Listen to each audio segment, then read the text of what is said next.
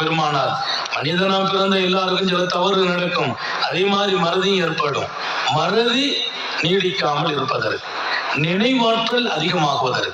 யா முஹைமினு யா அல்லாஹ் சொல்லுங்க. அல்லாவின் திருநாமங்களில் ஒன்று முஹைமின். யா முஹைமினு யா அல்லாஹ் 113 தடவை ஓதணும். காலையில சுபுகு தொழுத உடனே ஓதிடணும். யா முஹைமினு யா அல்லாஹ், யா முஹைமினு யா அல்லாஹ், யா முஹைமினு யா அல்லாஹ் 113 தடவை. ஆரம்பிக்கிற போது 13 தடவை ஸலவாத் ஸல்லல்லாஹு அலா முஹம்மது ஸல்லல்லாஹு அலைஹி வஸல்லம். அந்த 113 முடிக்கும் போது 13 தடவை ஸலவாத். ஸலவாத் இல்லாம எந்த அமல்லையும் பரக்கத்து இருக்காது. பின்னால ஸலவாத் 13, முன்னால ஸலவாத் 13.